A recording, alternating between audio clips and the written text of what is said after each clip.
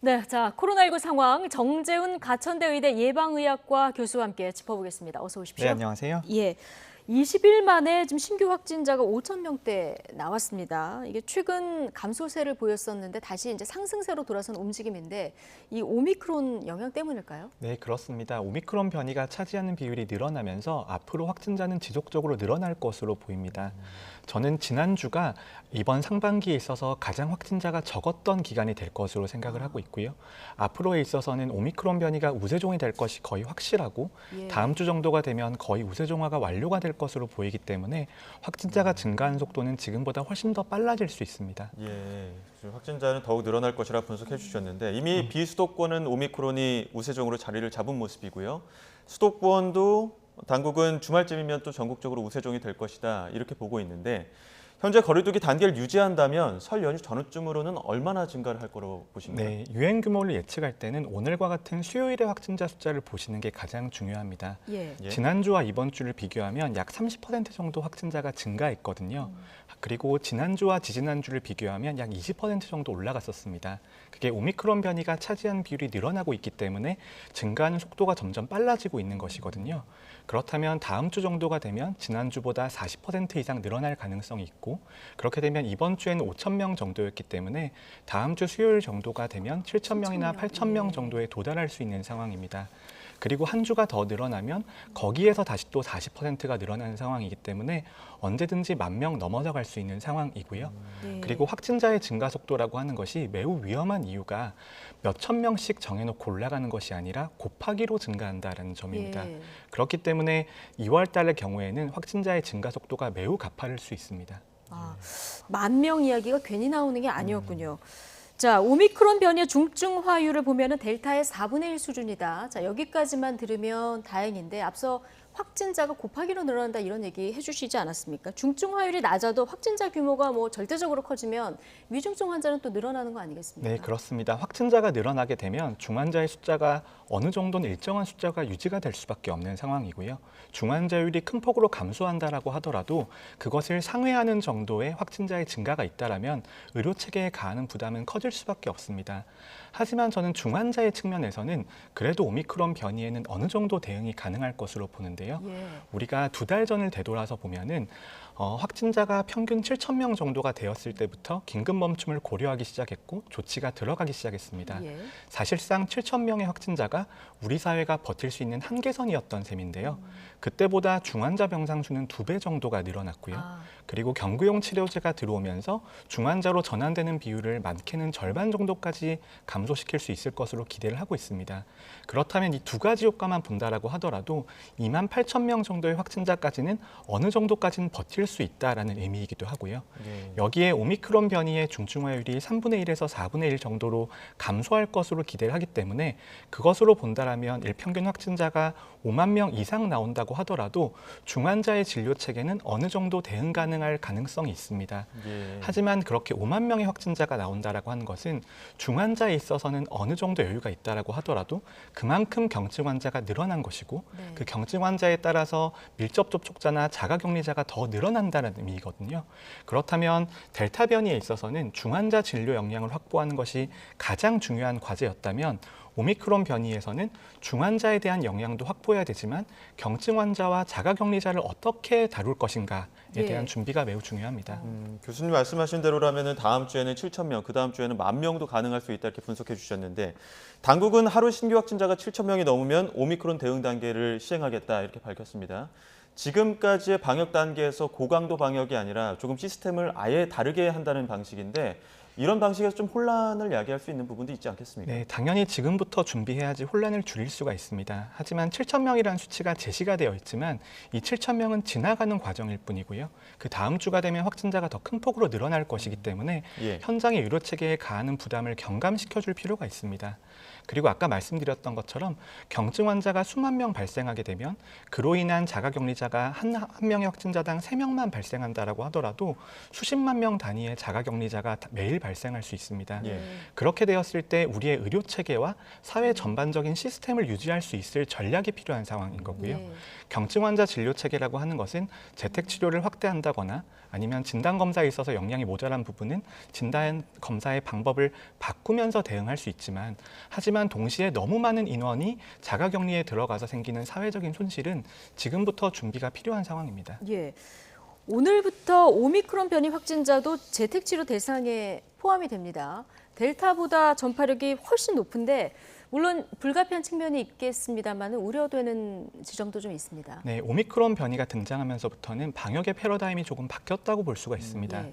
델타 변이까지는 확진자와 치료자에게 최대한의 치료를 제공해 드리는 것이 목적이었다면, 오미크론 변이에서부터는 우리 사회가 버틸 수 있는 만큼의 역량만 제공해 드릴 수가 있습니다. 예. 이런 것들은 항상 전파의 가능성을 낮추려면 더 많은 비용이 드는 것이고요. 그리고 확진자가 늘어나게 되면 이런 모든 조치를 할 수 없기 때문에 어느 정도는 전파의 가능성이나 위험성을 감수하는 전략을 선택할 수밖에 없습니다. 예. 대표적으로 미국 같은 경우에도 자가격리하는 기간의 단축을 계속해서 진행을 하고 있는데요. 그런 이유가 전파의 가능성을 어느 정도 감수한다고 하더라도 사회 전체를 유지하기 위해서는 불가피한 선택이기 때문입니다. 예. 지금 뭐 당국에서는 이렇게 오미크론 확산하다 보니까 3차 접종을 계속 권고하고 있는 상황인데 4차 추가 접종에 대한 우려가 나오다 보니까 지금 일부 2차까지 맞은 분들 입장에서는 방역 패스 유효기간 다 채우고 나중에 3차 맞자 이런 분들도 있거든요.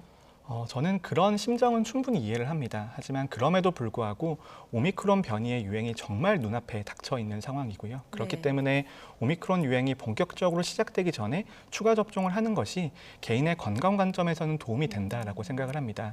그리고 특히 고위험군 어르신들 같은 경우에는 이미 정말 많은 분들이 추가 접종에 나서 주셨지만 예. 현재까지 추가 접종을 하지 않으신 분들이 있으시더라면 어르신들은 꼭 접종하시는 걸 권고를 드리고요. 예. 그리고 개인적인 선택이나 아니면 개인적인 신념 때문에 추가 접종을 하지 않는 분들이 계신다면 그분들은 개인 위생에 정말 신경을 많이 쓰셔야 됩니다. 네, 불가피하게 3차 접종을 못 하시는 분들은 개인 위생에 철저하게 신경을 써야 된다.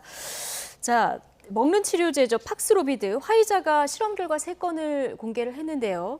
이 오미크론 변이에도 똑같은 효능을 보였다. 자, 이런 연구 결과가 있는데, 자, 그런데 이렇게 좋은데 국내에서 먹는 치료제 처방이 좀 더디게 진행된다는 보도가 나왔어요. 이거 왜 그런 겁니까? 네, 이 치료제 같은 경우에는 새로 개발된 약제이기 때문에 여러 가지 주의사항들이 붙어 있습니다. 예. 특히 같이 복용하면 안 되는 약제들의 리스트가 상당히 긴 편인데요. 초기 처방 과정에서는 처방하시는 전문의나 의사 선생님들께서 이런 병용 금기 약물에 대한 고려를 매우 많이 하시다 보니까 실제로 약을 드실 수 있는 분들의 숫자가 매우 줄어드는 경향이 있습니다.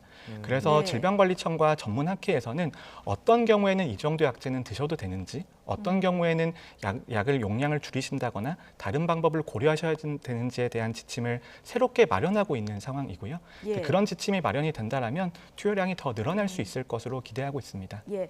자, 방역 패스 예외 대상자 발표 원래 당초 내일 발표하기로 했었는데요. 이게 하루 앞당겨서 이제 발표가 됐는데요. 좀 속보가 들어왔는데 좀 전해드리겠습니다. 예외 대상자가 확정이 됐고 24일부터 이제 확인서가 발급될 예정인데요.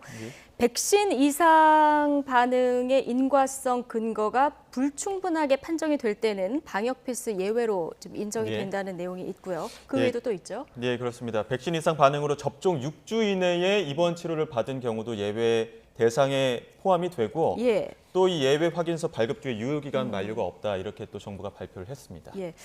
자, 교수님, 내일 발표하기로 했었잖아요. 자, 오늘 발표가 됐습니다.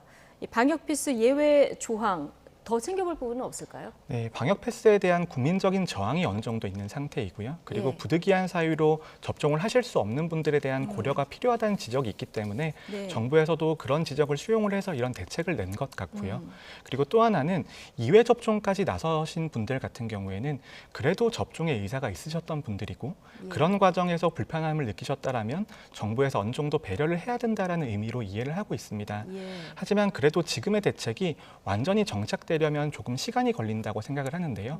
백신 접종 후에 이상 반응의 인과성에 대한 증명을 어떻게 할 수 있을 것인가, 그리고 인과성이 명백하게 확인되지 않은 사례의 범위를 어떻게 정할 것인가에 있어서는 아직까지는 전문 단체의 논의가 좀 필요한 상태입니다. 예. 예. 그 임신부의 그 방역 패스 예외 대상자에 포함되지 않은 부분이 당국은 고위험군이니까 백신을 맞아야 한다, 지금 접종을 권고를 하고 있고 또 현장에서는 의사들이 좀 접종을 늦추라 이렇게 권고를 하는 부분이 있다고 하는데 교수님께서는 어떤 의견이십니까? 네, 저도 주변에 임산부가 많고 이런 질문을 참 많이 받습니다. 네. 그리고 이런 질문에 대한 대답이 매우 조심스러운 측면이 있죠. 특히 아이를 가지고 있는 임산부 같은 경우에는 조금 더 건강에 많이 신경을 써야 되는 부분도 있고요. 예. 하지만 해외 학회나 국내 학회에서는 임신의 중기 이후부터는 코로나19에 감염되었을 때 사산의 위험성이라든지 임산부는 임신 그 자체로 면역이 심각하게 저하가 되어 있기 때문에 네. 감염되었을 때의 위험도가 매우 높아진다라고 판단을 하고 있습니다. 그렇기 때문에 접종을 권고해 드리고 있고요. 하지만 일선에서 이 접종에 대한 설명을 해드리는 의사 선생님들의 입장에서도 네. 매우 중요한 사안이기 때문에 자신감 있게 설명하지 못하는 경우들도 있습니다. 그렇기 때문에 지속적으로 정부에서는 근거를 제공을 해드려야 될 것 같고요. 예. 그리고 해외 연구 결과를 소개를 해드리면 미국 의사학회지에 접종하였을 때와 접종하지 않았을 때 임산부의 사산의 확률에 대한 논문들이 나와 있습니다. 네. 그런 논문들을 보면 접종한 것과 접종하지 않은 것에 있어서 통계적인 차이가 확인이 되지 않았거든요. 예. 그러니까 이런 정보들을 임산부에게 잘 전달하고 코로나19에 감염되었을 때의 위험에 대해서 설명을 드리면 접종 공고에 도움이 될 것으로 생각합니다. 네, 김부겸 총리도 방역 패스에 정답은 없다, 좀 탄력적으로 앞으로 상황을 봐서 대응하겠다 얘기를 했는데, 자, 그렇다면은 임신 12주 정도까지 초기 임산부에 대해서라도 방역 패스 적용 대상에서 제외해야 된다, 이런 의견도 좀 있는데 교수님은 어떻게 보십니까?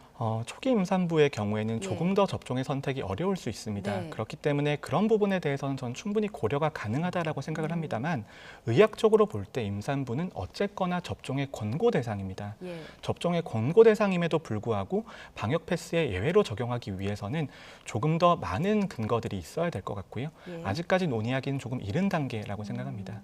예, 그 정부가 그 접종 후에 중증 이상 반응 보이는 청소년은 인과성이 없더라도 500만 원 지원하겠다 이런 발표도 있었는데 이 접종률을 올릴 수 있는 방안이 될 수 있을까요?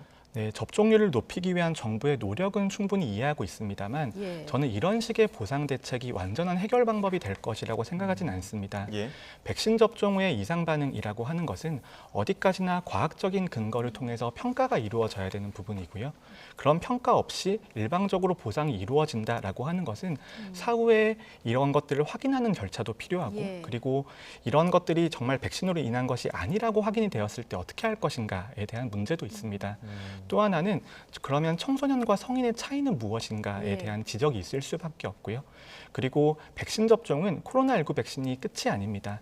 다른 청소년에 대한 접종들도 매우 많거든요. 그럼 그런 접종에 대해서도 이런 기준을 똑같이 적용할 것인가에 대한 문제들도 있기 때문에 저는 이 부분에 대해서는 조금 더 신중하게 접근했어야 됐다고 봅니다. 예, 조금 더 신중하게 접근을 했어야 됐다. 자, 영국 이코노미스트가 자체 분석을 인용해서 이제 보도한 내용인데요. 오미크론 변이가 확산하는 국가 상당수에서 지금 영유아의 입원 사례가 늘고 있다, 이런 보도가 나왔거든요. 자, 영유아는 또 청소년하고 또 다른 측면이 좀 있을 것 같은데요. 네, 두 가지 측면이 있습니다. 지금은 유행이 접종을 하지 않은 인구 집단을 대상으로 집중이 되고 있습니다. 그렇기 때문에 청소년과 영유아의 감염 숫자가 절대적으로 늘어나고 있고요. 그렇다면 매우 낮은 확률로 입원 또는 중증화가 된다라고 하지만 감염자의 숫자가 늘어나기 때문에 이런 현상이 나올 수가 있고요. 또 한 가지 가능성은 청소년과 달리 영유아 같은 경우에는 이때까지는 연령이 어리면 어릴수록 중증화율이 떨어진다라고 되어 있지만 네. 영유아에서는 조금 다른 결과가 나올 수도 있습니다. 근데 이런 것들은 과학적인 근거를 통해서 확인이 필요한 사안입니다. 아, 우리나라도 5세에서 11세 이제 백신 접종을 검토하고 다음 달쯤에는 아마 어떻게 할지 정부가 발표할 것 같은데요. 어떤 것들을 좀 고려를 해야 됩니까? 특히 이제 영유아의 접종에 대해서는 여러 가지 고려해야 될 것들이 많습니다. 예. 그리고 11세 아래에 대해서도 접종할 때 여러 가지 고려 사항이 있는데요. 첫 번째는 그때쯤 유행하고 있는 변이 바이러스는 대부분 오미크론 변이 바이러스일 거라는 겁니다. 네. 그래서 2회 접종만으로는 감염 예방 효과가 어느 정도까지 유지될지에 대한 의문이 있는 것이고요. 그렇다면 접종을 권고하는 데 있어서 접종을 통해서 막을 수 있는 중환자의 숫자가 얼마만큼 되는지, 그리고 아이들에게 접종했을 때 생길 수 있는 잠재적인 이상 반응의 비율이 어느 정도인지에 대한 데이터를 통해서 위험과 이익에 대한 평가가 이루어져야 되는 부분이고요. 네. 그런 이제 위험에 대한 평가도 국내에 대한 데이터가 조금 더 나와야 됩니다. 그 데이터를 바탕으로 전문가들이 상의해서 결정할 것으로 보입니다만 예. 일단 2회 접종 말고 그 다음에 추가의 백신 업데이트도 지금은 기다리고 있는 아, 지금 상태이고요. 오미크론 변이 때문에 네, 추가로 그렇습니다. 나오는 네, 그래서 오미크론 변이에 대한 업데이트 백신 접종을 어떻게 할 것인가에 네. 대한 고려도 필요하기 때문에 지금은 매우 결정이 어려운 상황입니다. 하지만 네. 지금은 관련 전문가들이 모여서 의견을 나누고 있는 단계이기 때문에 네. 곧 결론이 나올 것으로 예상합니다. 네, 5세에서 11세 어떤 연령대보다도 이 모든 변수를 다 고려해서 신중한 결정이 필요한 연령대겠죠. 자, 교수님 말씀 여기까지 듣겠습니다. 정재훈 가천대 의대 예방의학과 교수와 함께했습니다. 네, 고맙습니다. 감사합니다.